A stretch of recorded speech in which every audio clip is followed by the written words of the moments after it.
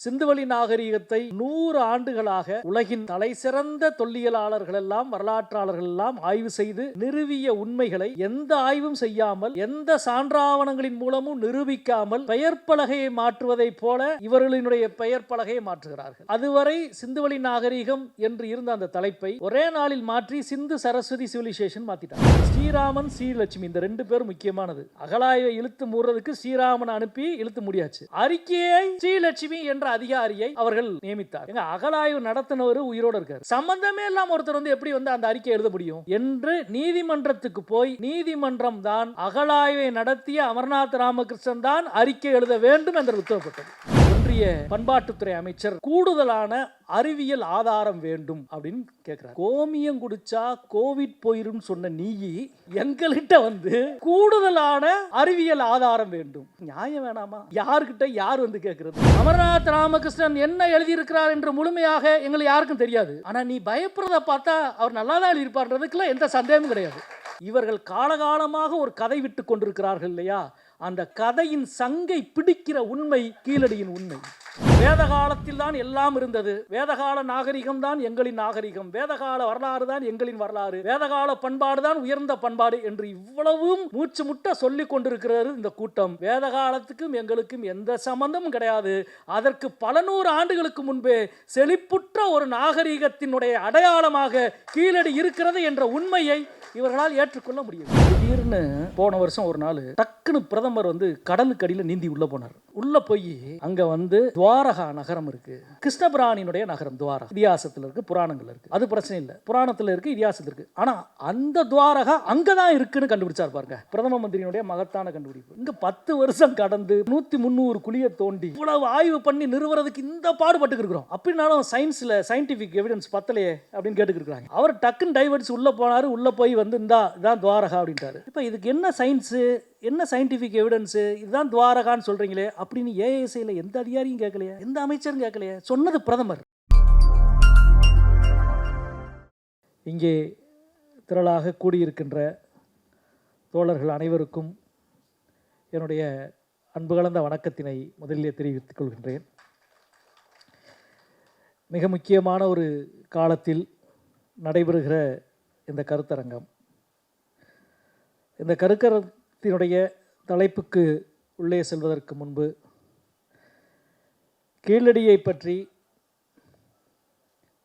கடந்த ஏறக்குறைய 10 ஆண்டுகள், 2015 துவங்கி 25 இப்பொழுது 10 ஆண்டுகளில் தொடர்ந்து பேசிக்கொண்டும் எழுதிக்கொண்டும் இயக்கங்கள் நடத்தி கொண்டும் இருக்கின்றோம்.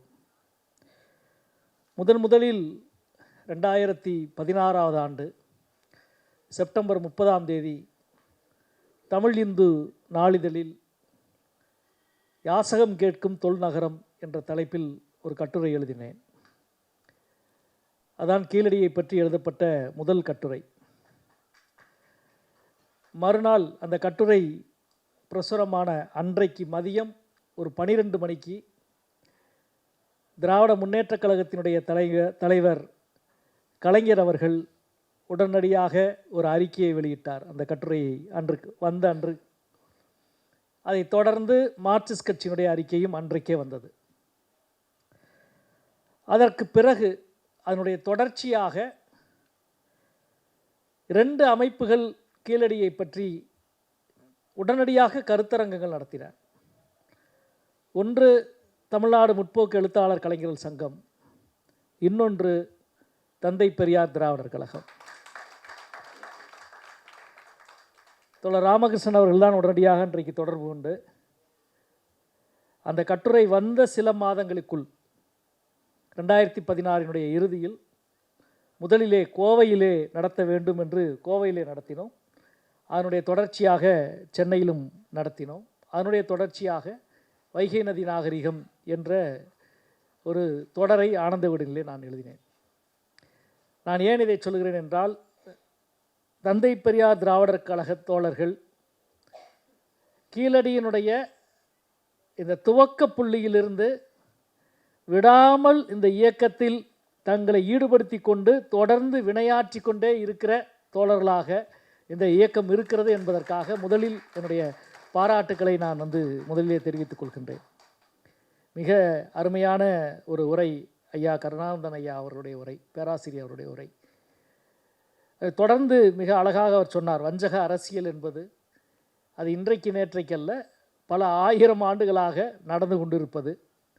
1000 ஆண்டு வஞ்சகத்தாலும் வீழ்த்த முடியாதவர்களாக நாம் இருக்கிறோம் என்ற பெருமையோடு புதிய புதிய வஞ்சகங்களை வீழ்த்துகிற திறனை நம் வரலாற்றிலிருந்தே நாம் பெற்றுக்கொள்கிறோம். கீழடி அல்லது தொல்லியல் துறையில் மட்டும் இந்த வஞ்சக அரசியல் என்பது நிகழவில்லை. வரலாற்றுத் துறையில், பண்பாட்டுத் துறையில் அவர்கள் என்ன செய்து கொண்டிருக்கிறார்களோ அதுதான் தொல்லியல் துறையிலும் செய்கிறார்கள். இங்கே ஐயா கருணானந்தம் ஐயா அவர்கள் குறிப்பிட்டதைப் போல சிந்துவெளி நாகரிகத்தை 100 ஆண்டுகளாக உலகின் தலைசிறந்த தொல்லியலாளர்களெல்லாம் வரலாற்றாளர்களெல்லாம் ஆய்வு செய்து நிறுவிய உண்மைகளை எந்த ஆய்வும் செய்யாமல், எந்த சான்றாவணங்களின் மூலமும் நிரூபிக்காமல் பெயர் பலகையை மாற்றுவதைப் போல இவர்களினுடைய பெயர் பலகையை மாற்றுகிறார்கள். நீங்கள் நேஷனல் மியூசியம், தேசிய அருங்காட்சியகம் டெல்லியிலே இருக்கிறது. இந்தியாவின் பெருமைமிகு நிறுவனம், ஒன்றிய அரசினுடைய அதிகாரப்பூர்வமான நிறுவனம் நேஷனல் மியூசியம். நீங்கள் உள்ளே போனீங்கன்னா இந்த ஆட்சி வருவதற்கு முன்பு இருந்த அந்த தேசிய அருங்காட்சியகத்தில் பல பிரிவு இருக்கிறது. அது இந்தியாவின் மகத்தான சொத்து. அதில் ஒரு பிரிவு சிந்துவெளி நாகரிகத்தை பற்றிய பிரிவு, சிந்து ஹரப்பா சிவிலைசேஷன் பற்றிய பிரிவு. அதில் அந்த நடன பெண்மணியினுடைய மாதிரி உள்ளிட்ட எல்லா மாதிரிகளும் இருக்கிற இடம்.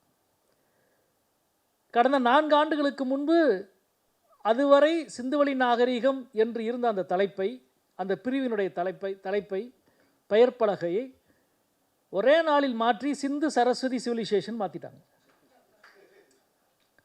நேஷனல் மியூசியம், டெல்லியிலே இருக்கிற தேசிய அருங்காட்சியகத்தின் அதிகாரப்பூர்வமாக இந்திய வரலாற்றுத்துறையின் கீழ்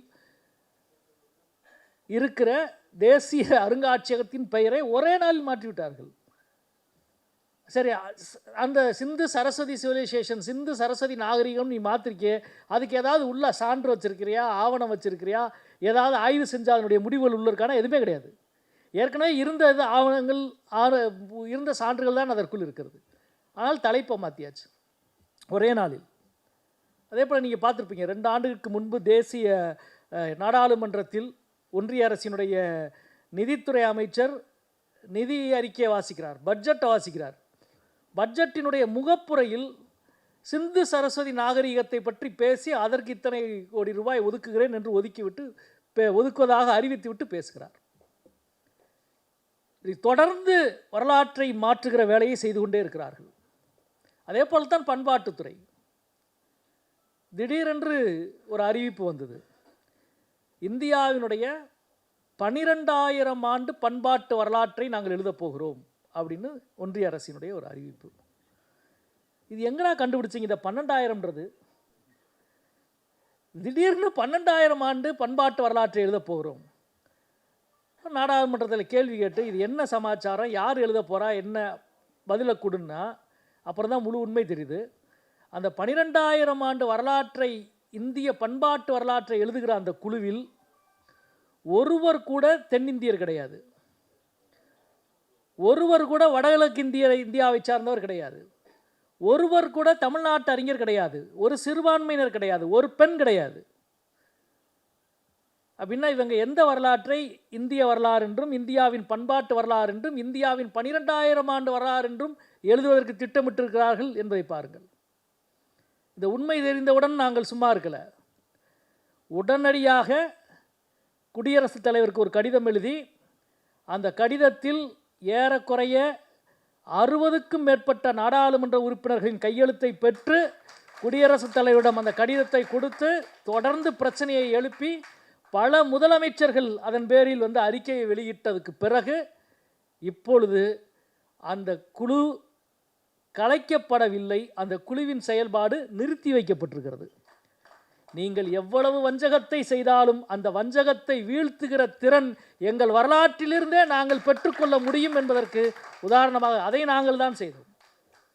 எனவே இது தொல்லியல் துறைக்கு மட்டுமல்ல, வரலாற்றுத் துறையிலே இவர்கள் செய்கிற அதே சதியை பண்பாட்டுத் துறையில் இவர் செய்கிற அதே வஞ்சகத்தை தொல்லியல் துறையிலும் செய்கிறார்கள். அதுதான் கீழடியிலும் நடந்து கொண்டிருப்பது. தொடர்களே, இங்கே கீழடியில்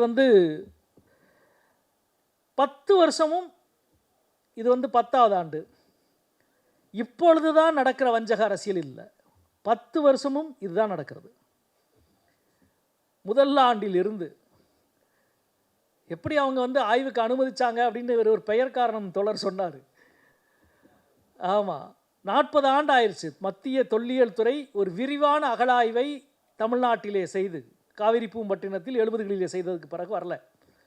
அகழாய்வு பிரிவினுடைய தென்னிந்தியாவின் தலைவராக அமர்நாத் ராமகிருஷ்ணன் பொறுப்பேற்ற பிறகு நாங்கள் தமிழ்நாட்டிலே வைகை நதியிலே கரையிலே ஒரு அகழாய்வை செய்கிறோம் என்று மத்திய தொல்லியல் துறை வருகிறது. 2015ஆம் ஆண்டும் 16வது ஆண்டும் அவர் அகழாய்வு செய்கிறார்கள்.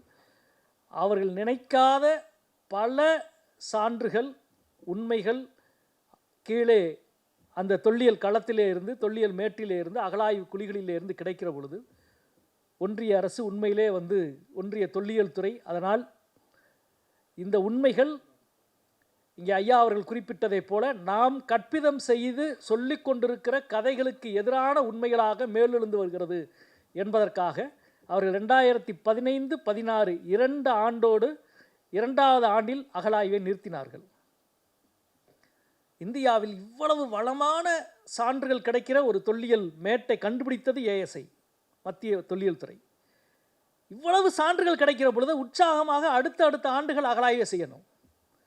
எத்தனை வருஷமாக ஹரப்பா மொஹஞ்சதாரோவினுடைய அகழாய்வுகள் நடந்துருக்கு? 50 வருஷம், 40 வருஷம், 60 வருஷம் நடந்துருக்கு, 100 வருஷமாக நடந்துருக்கு. சொல்லப்போனால் சான்றுகள் கிடைக்கிற பொழுது மேலும் கூடுதல் நிதி ஒதுக்கி கூடுதல் ஆய்வாளர்களை அனுப்பி இதை அந்த அகழாய்வினுடைய பணியை விரிவுபடுத்த வேண்டும். அதற்கு மாறாக 2016ஓடு எண்ணி அகழாய்வை தொடர வேண்டியதில்லை என்று நிறுத்தினார்கள். அப்படி நிறுத்திய பொழுதுதான் 2016 செப்டம்பர் 30ஆம் தேதி யாசகம் கேட்கும் தொல்நகரம் என்ற கட்டுரையை நான் எழுதினேன்.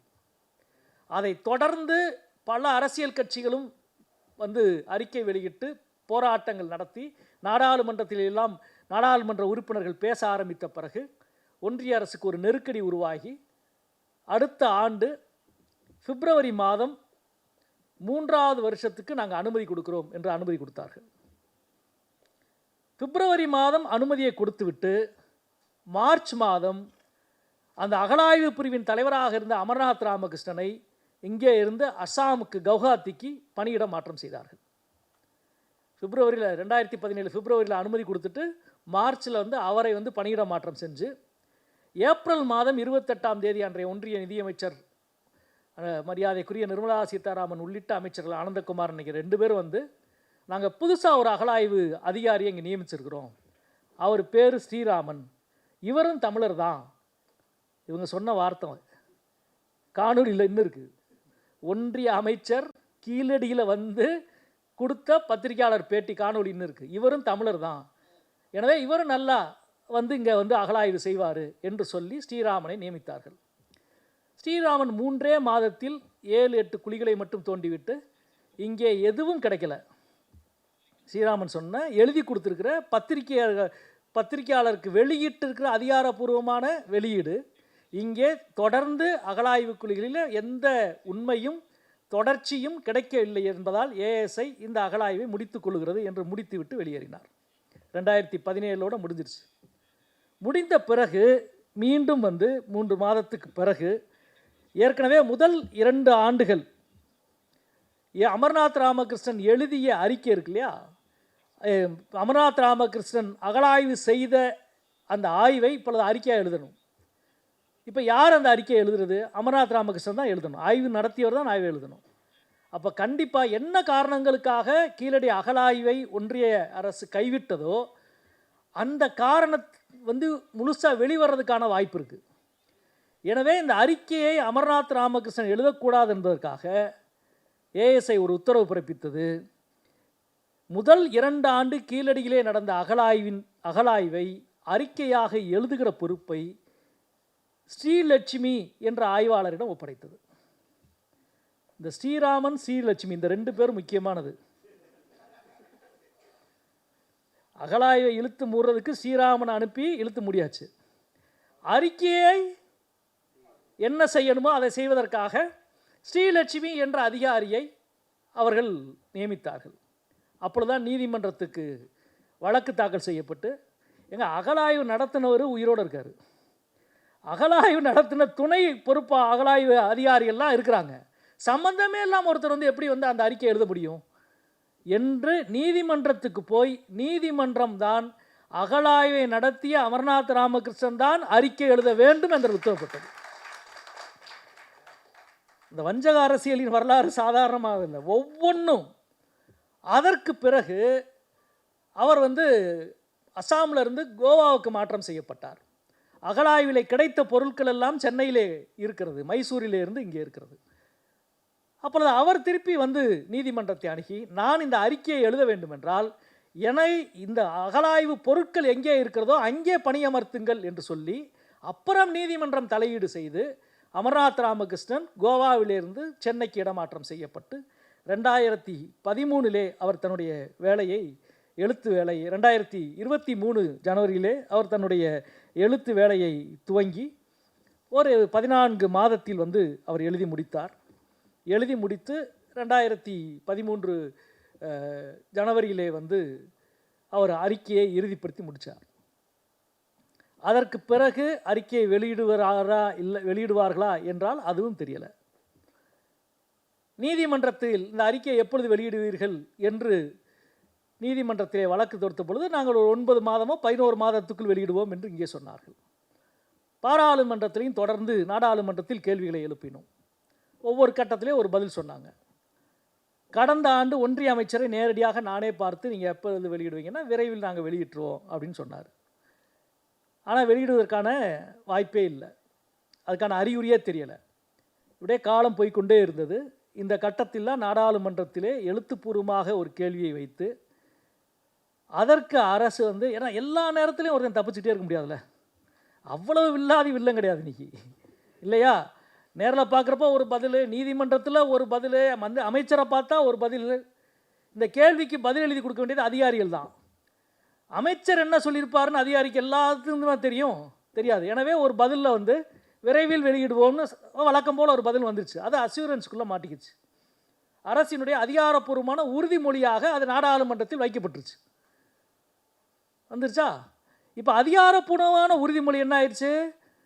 2 ஆண்டுக்கு முன்பு, 10 ஆண்டுக்கு முன்பு அகலாய்வு செய்யப்பட்ட ஒரு அகலாய்வினுடைய அறிக்கை எழுதி கொடுக்கப்பட்டு 2 ஆண்டுகளாகி ஏன் வெளியிடவில்லை என்று நீதிமன்றத்திலும் நாடாளுமன்றத்திலும் கேட்கப்பட்டு, இறுதியாக உடனடியாக நாங்கள் வெளியிடுவோம் என்று எழுத்துப்பூர்வமாக அரசு நாடாளுமன்றத்திலே சொல்லியாச்சு, உறுதிமொழி கொடுத்தாச்சு, முடிஞ்சிருச்சு.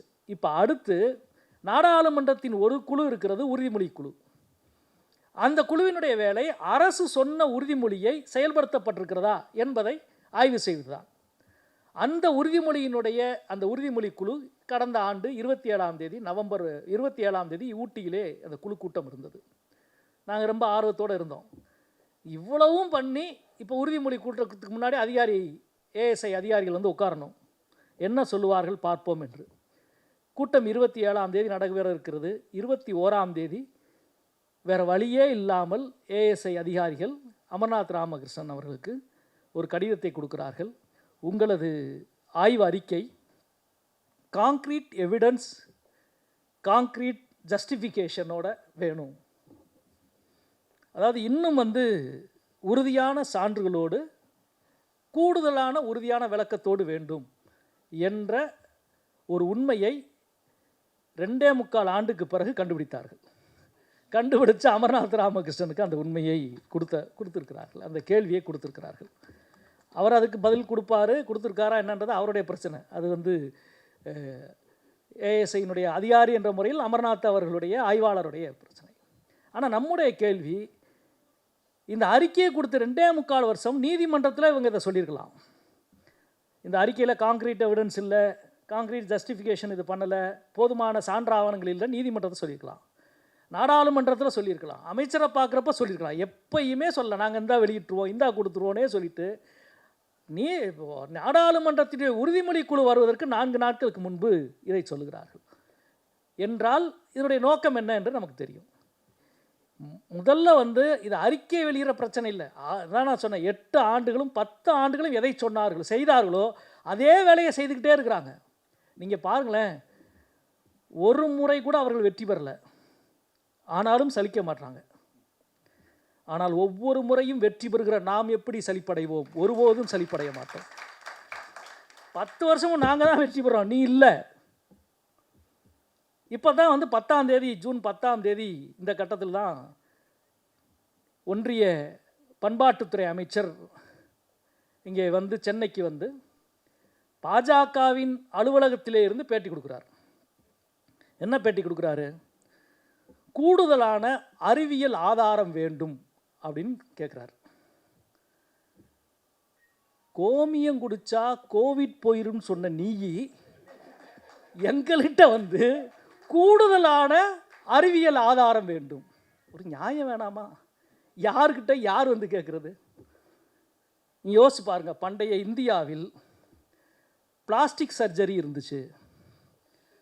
அதனால தான் கணேசனுக்கு வந்து யானை தலையை பொருத்த முடிந்தது என்று பேசியவர் பிரதமர் நரேந்திர மோடி அவர்கள். அவருடைய அமைச்சரவையில் இருக்கிற ஒரு அமைச்சர் தமிழ்நாட்டுக்கு வந்து கூடுதல் அறிவியல் ஆதாரம் வேண்டும் அப்படின்னு நம்மகிட்ட கேட்குறாரு. இது பரவாயில்ல. பண்டைய இந்தியாவில் மரபணு அறிவியல் மிகச்சிறப்பாக வளர்ச்சி அடைந்தது. அதனால்தான் கர்ணனினுடைய பிறப்பு என்பது சாத்தியமானது என்று பேசியவர் இதே விஸ்வகுரு. இந்த விஸ்வகுருவின் அமைச்சரவையில் இருக்கிற அமைச்சர் தான் இன்றைக்கு நம்மகிட்ட வந்து இங்கே கூடுதலான அறிவியல் ஆதாரம் கொடுங்க அப்படின்னு கேட்குறார். இவர் பரவாயில்ல, ஏற்கனவே சுகாதாரத்துறை அமைச்சராக இருந்தார் ஹர்ஷவர்தன். அவர் என்ன சொன்னார்னா, பண்டைய இந்தியாவில் விமான தொழில்நுட்பம் என்பது மிகச்சிறப்பாக இருந்தது. அதனால்தான் ராமாயணத்தில் புஷ்ப விமானத்தையே நம்மால் பயன்படுத்த முடிந்தது அப்படின்னு பேசினார் அமைச்சராக இருந்தபோது. அது எங்கே பேசாது தெரியுமா? இந்திய அறிவியல் மாநாட்டை துவக்கி வைத்து பேசினார். இவ்வளவு அறிவியல் பூர்வமானவர்களாக இருக்கிற இந்த ஆட்சியின் அமைச்சராக இருக்கிறவர் தான் நம்மகிட்ட வந்து கூடுதல் அறிவியல் ஆதாரம் வேண்டும் என்று கேட்டார். இது பரவாயில்லை.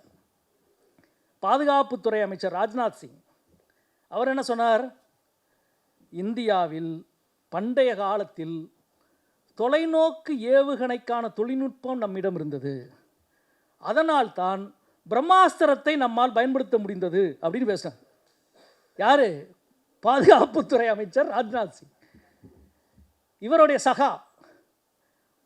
சகா தான் வந்து இன்றைக்கி நம்மக்கிட்ட வந்து கூடுதல் அறிவியல் ஆதாரம் வேண்டும் அப்படின்னு கேட்குறாரு. இது பரவாயில்ல. இன்னொருத்தர் இருக்கார், இவருடைய கட்சியினுடைய மாநில முதலமைச்சர் குமார் தேவ். அவர் தான் வந்து சொன்னார், வந்து பண்டைய இந்தியாவில் வந்து செயற்கைக்கோள் இணைய தொழில்நுட்ப வசதி கூட இருந்துச்சு. அதனால தான் குருட்சேத்திர போரை தன்னுடைய அறைக்குள் இருந்தே சஞ்சயனால் பார்த்து கதையை சொல்ல முடிந்தது அப்படின்னாரு. இவ்வளவு அறிவாளிகளினுடைய ஒரு கூட்டத்திலே இருக்கிற ஒருவர் தமிழ்நாட்டுக்கு வந்து இவ்வளவு ஆதாரத்தை, அறிவியல் எல்லா கண்டுபிடிப்புகளை ஆய்வை நடத்திய நம்மகிட்ட வந்து நீங்கள் அறிவியல் ஆதாரம் போதலை, கூடுதல் ஆதாரம் வேண்டும் அப்படின்னு கேட்குறாரு. சரி, கேட்டவரின் தகுதியை பற்றி நாம் வந்து ஒன்று கேள்வி எழுப்பே இல்லை. ஏனென்றால் நீ எவ்வளவு ஆதாரம் கேட்டாலும் அதை கொடுக்க முடிகிற உண்மை எங்களிடம் இருக்கிறது, அதை கொடுக்க முடிகிற வலிமை எங்கள்கிட்ட இருக்குது. எங்களை பொறுத்த வரைக்கும் இது ஒரு வாய்ப்பு தான். அமைச்சர் இப்போ பேசிட்டார்ல, நாளைக்கு நாடாளுமன்றத்துக்கு அவர் வரணும். நாடாளுமன்றத்துக்கு வரணும்ல, நீ வாங்க. பாஜக அலுவலகம் அல்ல பாராளுமன்றம், இல்லையா? 232 நாடாளுமன்ற உறுப்பினர்கள் எதிர்க்கட்சியின் வரிசையிலே உட்கார்ந்து இருக்கிற பொழுது தமிழ்நாட்டின் பாஜக அலுவலகத்திலே இருந்து ஒன்றிய அமைச்சர் சொன்ன ஒவ்வொரு வார்த்தைக்கும் அவர் பதில் சொல்ல கடமைப்பட்டிருக்கிறார் என்பதை நாடாளுமன்றத்தில் நாங்கள் சொல்லுவோம். யார்கிட்ட வந்து யார் என்ன கேட்குறது? தமிழ்நாட்டில் 10 ஆண்டு காலம் அகழாய்வு நடத்திய இந்தியாவின் மிகச்சிறந்த அகழாய்வு அறிஞர்கள் நடத்திய அகழாய்வினுடைய முடிவுகளை கேள்வி எழுப்பலாம். ஆனால் என்ன கேள்வி எழுப்புவது? அது எங்கே இருந்து கேள்வி எழுப்புது? பாஜக அலுவலகத்தில் உட்காந்து நீங்கள் பேசுவீங்களா? ஏஎஸ்ஐ அலுவலகத்தில் உட்காந்து நீங்கள் கேளு. ஒன்றிய அரசினுடைய அதிகாரப்பூர்வமான தொல்லியல் அலுவலகத்தில் இருந்து நீங்கள் வந்து இந்த அறிக்கையை பற்றி நாங்கள் என்ன நினைக்கிறோம், தாராளமாக பேசுங்க. இங்கே மிக அழகாக ஐயா அவர்கள் சொன்னாங்க, அந்த அறிக்கையை பற்றி கிழிச்சு எறிவதைப் போல அறிஞர்களை வச்சு கருத்தரங்கம் நடத்து. அது அறிவு விவாதம், அறிவியல் நாங்கள் அமர்நாத் ராமகிருஷ்ணன் என்ன எழுதியிருக்கிறார் என்று முழுமையாக எங்களுக்கு யாருக்கும் தெரியாது. ஆனால் நீ பயப்படுறத பார்த்தா அவர் நல்லா தான் எழுதியிருப்பார்ன்றதுக்குலாம் எந்த சந்தேகமும் கிடையாது. என்னத்துக்கு இவ்வளோ பயப்படுற? அந்த அறிக்கையை, அந்த அகழாய்வுக்கு ஒன்றிய அரசு ஒதுக்கிய நிதி எவ்வளோ தெரியுமா?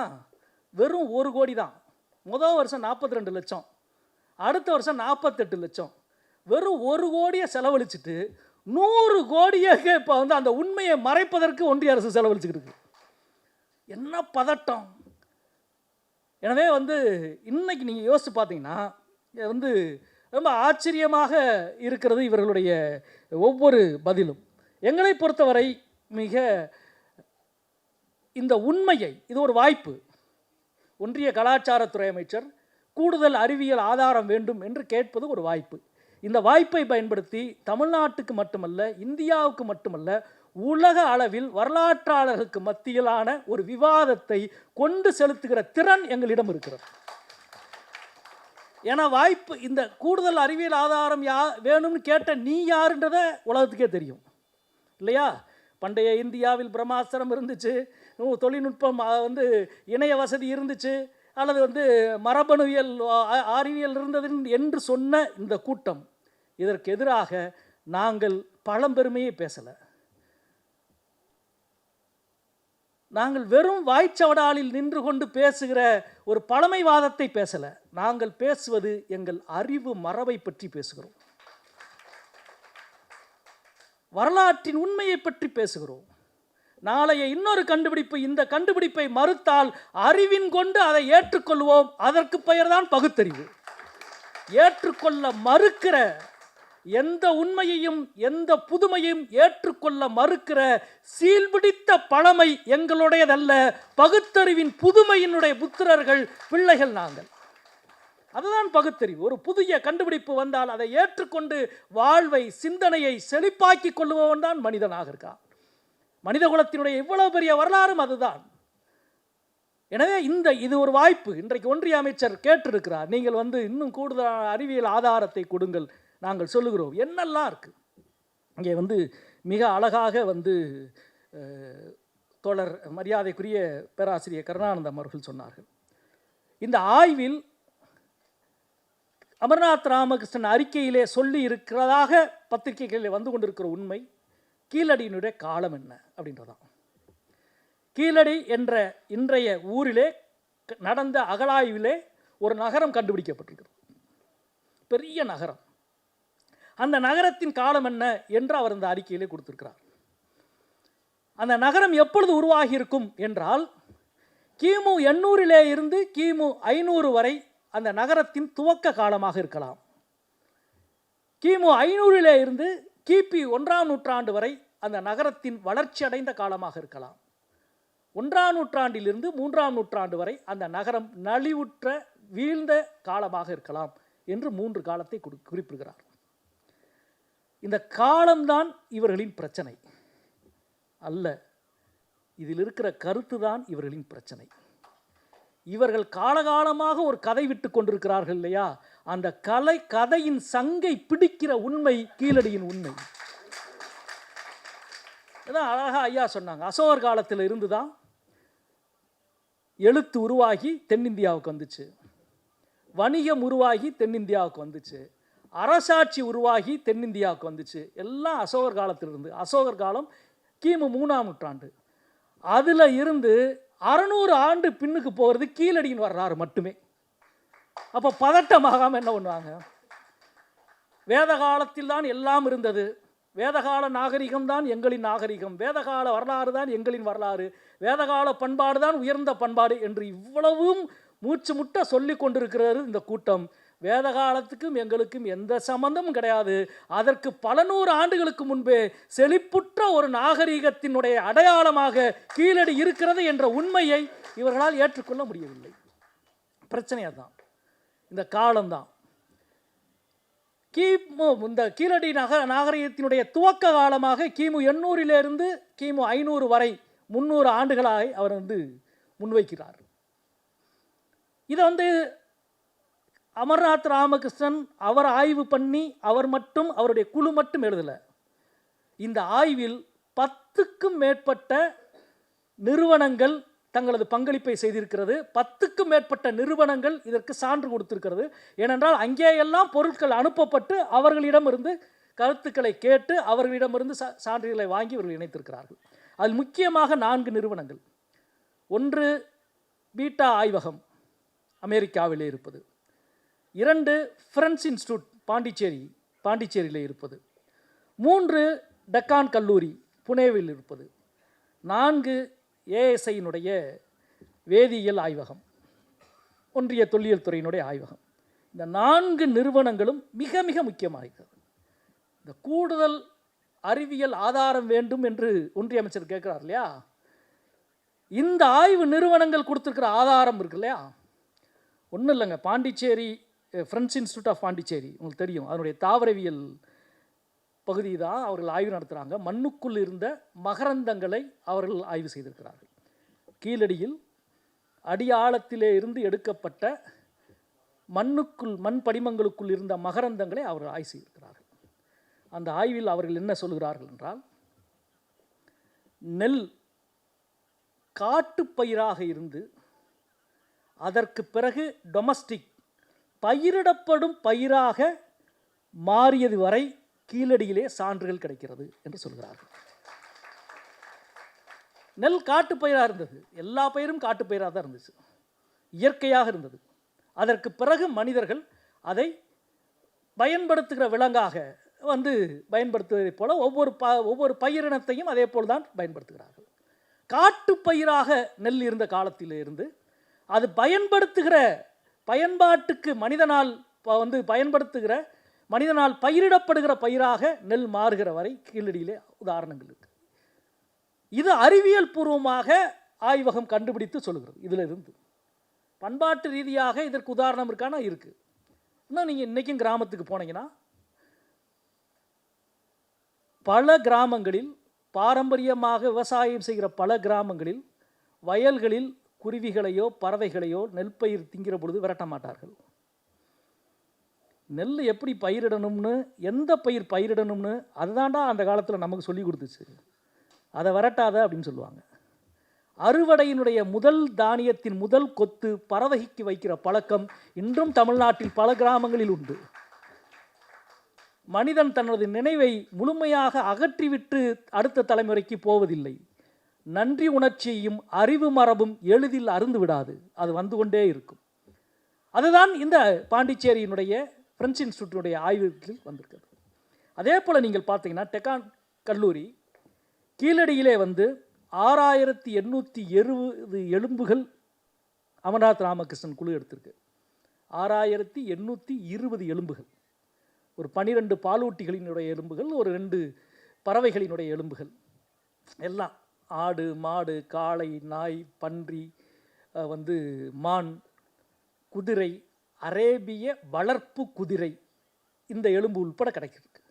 இது எல்லாம் ஆய்வுக்கு உட்படுத்தப்பட்டுத்தான் இந்த உண்மைக்கு வருகிறார்கள். இந்த உண்மையிலே இந்த உண்மையினுடைய பகுதி என்ன அப்படின்னா, நெல் காட்டுப்பயிராக இருக்குது, இந்த பயிரை உணவு சாப்பிடுவதற்கு நன்றாக இருக்கிறது, எனவே இதை பயிரிடலாம் என்று கொஞ்சம் கொஞ்சமாக பயிரிட்டு நெல் பயிர்கள் வளர்க்கப்பட்டு அதனுடைய தொடர்ச்சியாக வேளாண்மை வளர்ந்து நல்ல வேளாண் நிலமாக மாறி வேளாண் சமூகமாக மாறி வேளாண்மை வளர்ந்து உபரி உருவாகி அந்த ஊருக்கு அந்த நகரத்துக்கு எவ்வளவு தேவையோ அதை விட அதிகமாக உற்பத்தி உருவாகி, அப்படி உபரி உருவானதால் அந்த உபரியை அடுத்த ஊருக்கு அல்லது அடுத்த நாட்டுக்கு விற்று வேறு பொருள் வாங்க முடியும் என்று வணிகம் உருவாகி, அப்படி வணிகத்தினுடைய அடுத்த கட்டத்திற்கு சென்று இந்த வணிகம் இந்த நிலப்பரப்பில் மட்டுமல்ல அங்கே கிரேக்கத்திற்கு வரை வணிகம் பரவி, கிரேக்கத்தில் இருக்கிற ஜாடிகளும் கிரேக்கத்திலே இருக்கிற பொருட்களும் கீழடிக்கு இறக்குமதி செய்யப்பட்டு இவ்வளவு பெரிய செல்வ செழிப்பு உருவாகிற நகரமாக கீழடி என்ற நகரம் உருவானது வரையான காலத்தை இது குறிக்கிறது. அது காட்டுப்பயிராக நெல் இருக்கிற காலத்திற்கும் வணிகமும் உற்பத்தி உபரி பெருகி வணிகம் பெருகி கிரேக்கத்தோடு வணிகம் கொண்டு அங்கே இருக்கிற ஜாடியையும் மதுவையும் கிரேக்க குதிரைகள் அரேபிய குதிரைகளை இறக்குமதி செய்கிற அளவுக்கு ஒரு வணிகம் வளர்ந்த ஒரு காலம் வரை இருக்குல்ல. இந்த காலம் ஏறக்குறைய 700-800 ஆண்டு காலம். இந்த காலத்தை எலும்புகளில் இருந்தும் அல்லது பிற பொருட்களில் இருந்தும் எல்லா வகையிலும் உறுதிப்படுத்துகிறது இந்த நிறுவனங்களினுடைய ஆய்வுகள் முழுக்க. எனவே இவர்கள் பொத்தாம் பொதுவாக சொல்லுகிற விஷயம் இல்லை. கீழடியிலே நீங்கள் யோசித்து பார்த்தீங்கன்னா ரொம்ப ஆச்சரியமான ஒரு விஷயம். அகநானூரிலே ஒரு கவிதை இருக்கிறது. 824வது கவிதை அகநானூற்றில். அதாவது ஒரு தேர் வேகமாக போகுது. அப்படி வேகமாக போகிற தேரினுடைய அந்த வட்ட சக்கரம் மணலை அறுத்துக்கிட்டு போச்சுன்னா, ஒரு மணல் வெளியில் போச்சுன்னா சர்ன்னு சுற்றிக்கிட்டு போகிற அந்த மணல் வெளியில் சுற்றிட்டு போகிற அந்த வட்ட சக்கரத்தினுடைய ஓசையும், இன்னொரு பக்கம் மரத்திருகையில் அரிசியை நெல்லை போட்டு வேகமாக அந்த திருகையை அறுத்தா வர்ற ஓசை இருக்குல்ல, நெல்லை சுற்றி மரத்திருகையில் சரசரன்னு இருக்கிற ஓசையும், ஒரு பெரிய வீரன் தேரை செலுத்துகிற பொழுது தேரினுடைய சக்கரம் மணலில் புதைந்து போகிற இந்த ஓசையும், நெல்லை மரத்திருகையில் போட்டு திரிக்கிற இந்த ஓசையும் ஒன்று போல் இருக்கிறது என்று அகநானூற்றிலே ஒரு கவிதை வருகிறது. இந்த கவிதை தான் நீங்கள் யோசிச்சு பார்த்துக்கோங்க. இது ஒரு அறிவியல். தேர் கண்டுபிடிச்சு சக்கரம் கண்டுபிடிக்கப்பட்டு வணிகத்தின் பயன்பாடு உச்சத்துக்கு போய் ஒரு தேரை வேகமாக ஓட்டுகிற பொழுது எழுகிற மணல்குள்ளுகிற ஒரு ஓசையும், வீட்டு மரத்திரியிலே நெல்லை திரிக்கிற பொழுது வருகிற ஓசையும் ஒன்று என்று ஒரு கலை, ஒரு இலக்கியம் பதிவு செய்கிறது என்றால் அந்த சமூகத்தினுடைய வளர்ந்த நிலையிலே இருந்து பார்க்க. இந்த உச்சமான நிலைதான் கீழடியினுடைய அந்த நகரம் உருவாகி இருக்கிற அந்த உயர்ந்த நிலை. அதற்கு பிறகு அந்த நகரம் வீழுகிறது என்று அவர் ஒரு காலத்தை சொல்லிக்கொண்டே போகிறார். ரொம்ப ஆச்சரியமாக இருக்கும். கீழடியில் ஒரு கல்கோடாரி கிடச்சது.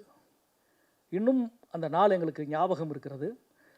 கீழடியினுடைய அமரநாத் ராமகிருஷ்ணன் அவர்கள் தோண்டிய 96 குழி அகழாய்வு குழி, அநேகமாக எல்லா குழியிலும் அவரோடு சேர்ந்து இறங்கி ஏறிய பெருமை அல்லது அனுபவம் எனக்கு உண்டு. அந்த கல்கோடாரி கண்டறியப்பட்ட அந்த நாள் மிக மிக முக்கியமானது. ஏனென்றால் ஒரு பெரிய ஆச்சரியம். ஒரு நவீன கால நகரம் என்று சொல்லி கொண்டிருக்கிற ஒரு நகரத்தில் ஒரு கற்கோடாரி கிடைக்கிறது. அது புதிய கற்காலத்தினுடைய ஒரு கற்கோடாரி. 20,000 வருஷத்துக்கு முன்னாடி அது பயன்படுத்தப்பட்ட புதிய கற்கால கருவி. அவன் இரும்பு கண்டுபிடிச்சிட்டான், தாயக்கட்டையை கண்டுபிடிச்சிட்டான். அவ்வளவு அழகான பொருட்கள் இருக்குது. இங்கே கற்கோடாரிக்கு என்ன வேலை? கற்கோடாரியை பயன்படுத்தியது அந்த நெல் காட்டுப்பயிராக இருந்த காலத்தில், அதுக்கு முன்னால் காலத்தில் 20,000 ஆண்டுக்கு அல்லது 15,000 ஆண்டுக்கு முன்பான ஒரு கற்கோடாரி ஒரு நவீன நகரமாக இருக்கிற கீழடி நகரத்தினுடைய வீடுகளுக்குள்ளே கிடக்கு, வீடுகளுக்கு கீழே கிடக்கு. அந்த கண்டறியப்பட்டதினுடைய விஷயத்தை அன்று இரவு முழுக்க நாங்கள் பேசி கொண்டிருந்தோம். இது எப்படி, இந்த 20,000 வருஷ காலம் எப்படி அப்படின்னா ரொம்ப எளிமையானது. இன்றைக்கி நம்ம வீடுகளில் புகைப்படம் இருக்குல்ல, நம்ம தாத்தாவுடையது, அவங்க அப்பாவுடையது, அல்லது அதுக்கு முந்தைய நம்ம வீட்டினுடைய இங்கே இருக்கிற ஒரு உரலையோ அம்மியோ பார்த்திங்கன்னா 5 தலைமுறைக்கு முன்னாடி இருந்து நம்ம வீட்டில் இருக்கும். அப்படி பழைய தலைமுறையினுடைய நினைவாக அன்றைக்கு வாழ்ந்தவர்கள் அந்த கற்கோடாரியை வைத்திருக்கலாம். எந்த ஒரு சமூகமும் தன் சமகாலத்திலான காலத்தில் மட்டும் வாழுவதில்லை, அது இறந்த காலத்தின் பல்வேறு அடையாளங்களை தன்னகத்தே கொண்டு வந்து கொண்டிருக்கிறது. எனவே கற்கோடாரி கீழடியிலே கிடைக்கிறது. அதற்கு பிறகு பழங்காலத்தினுடைய கருவிகள், அதற்கு பிறகு இரும்பு கண்டுபிடிக்கப்பட்டு விட்டது, அப்புறம் விவசாயம் வந்துருச்சு. அதுக்கு பிறகு பல்வேறு விதமான பொருட்கள் கண்டறியப்பட்டு, அதற்கு பிறகு கருப்பு சிவப்பு பானைகள் பானைகளிலே கிறுக்கல்கள், கிராவிட்டி கோடுகள், கிறுக்கல்கள் அப்புறம் கிறுக்கல்களும் கோடுகளும் எழுத்துக்களும் உருவாகி, அப்புறம் கோடுகளே இல்லாமல் எழுத்துக்கள் மட்டுமே வந்த ஒரு முதிர்ந்த நாகரிகத்தை கீழடி அடைகிறது. இந்த வரலாற்று தொடர்ச்சி இவர்களை அசைக்க முடியாத உண்மையை நோக்கி நிறுவுகிறது. இதுதான் இவர்களுடைய மிக முக்கியமான பிரச்சனையாக. இது நான் தாவரவியலாக இருந்தாலும் சரி, நாணயவியலாக 15 நாணயத்தை அந்த 2 வருஷத்தில் அமர்நாத் ராமகிருஷ்ணன் எடுத்திருக்கிறார். 2 நாணயம் வெள்ளி நாணயம், 13 நாணயம் தாமிர நாணயம். அதில் தான் பெருவழுதி என்ற சொல் கொண்ட நாணயம் வருகிறது, பெயர் கொண்ட நாணயம். பெருவழுதி என்ற மன்னனின் பெயர் சங்க இலக்கியத்திலே இருக்குது. நீ பீட்டாவுக்கு அனுப்புனாலும் நாங்கள் பாஸ் ஆகி நிற்போம். நீ எலும்பு ஆய்வு பண்ணாலும் எங்களது தொன்மை தேர்ந்து துலங்கும். நீ இலக்கியத்து பக்கம் நாணயத்தை எடுத்து கையில் வச்சா, இந்த பார் சங்க இலக்கியத்தில் எத்தனை இடத்துல பெருவழுதி என்ற நாணயம் இருக்குது. அது மண்ணடுக்கினுடைய 6வது அடுக்கில் 2400 ஆண்டுக்கு முந்தைய இடத்தில் பெருவழுதி என்ற நாணயம் இருக்குது. 2400 வருஷத்துக்கு முன்னாடியே எழுத்தை கண்டுபிடித்து எழுத்தை நாணயத்திலே உபயோகப்படுத்துகிற அளவுக்கு உலோகத்தை பற்றிய அறிவை உருவாக்கி அந்த அறிவின் அடிப்படையில் வணிகத்தை செழிப்புற வைத்த ஒரு மனித வாழ்வை பற்றி நான் பேசிக் கொண்டிருக்கிறேன். வெறும் புராண கதையை வைத்து பேசிக் கொண்டிருக்கிற, அதிகாரத்தின் மீது நிற்கிற ஒரு ஆணவத்தில் மட்டும் நீ பேசிக் கொண்டிருந்தால் உங்கள் ஆணவத்தை வீழ்த்துகிற வலிமை அறிவு சமூகத்துக்கு என்றைக்கும் உண்டு என்பதுதான் எங்களது வரலாறு முழுவதும் காட்டுகிற உண்மை. இது எல்லாம் கீழடியில் இருக்கு. எனவே தான் இந்த உண்மைக்கு எதிராக இவர்கள் இவ்வளவு தூரம் எழுந்து வருகிறார்கள். அதே போல கரிம வேதியியல் ஆய்வு. அமர்நாத் ராமகிருஷ்ணன் 88 கரிம மாதிரிகளை எடுத்தார் அந்த 2 வருஷத்தில். இந்த மாதிரியை அனுப்பி சர்வதேச ஆய்வகங்களுக்கு அனுப்பி அதனுடைய காலத்தை நிர்ணயிக்கணும். எவ்வளவு மாதிரிகளுக்கு இவங்க அனுமதி கொடுத்தாங்க தெரியுமா? வெறும் 2 மாதிரிக்கு மட்டும்தான், ஏஎஸ்ஐ 2 சாம்பிளுக்கு மட்டும்தான் அனுமதி கொடுத்தாங்க. அதற்கு பிறகு அவர் 8 ஆண்டுகளுக்கு பிறகு 6 ஆண்டுகளுக்கு பிறகு ஆய்வை எழுதுகிற பொழுது கூடுதலாக ஒரு 6 சாம்பிளுக்கு அனுமதி கொடுத்தாங்க. அவர் தமிழ்நாடு அரசு ஒரு 10 சாம்பிளுக்கு உதவி செஞ்சது. அவர் டெல்லியில் இருக்கிற இன்டர் யூனிவர்சிட்டி ஒரு 5 சாம்பிள் மாதிரிகளை இப்போ ஃப்ரீயாக அவங்க காசே வாங்காமல் செய்து கொடுத்தார்கள். இந்த 23 மாதிரிகளை வைத்துத்தான் அவர் எல்லா கால அளவையும் எழுதுகிறார்.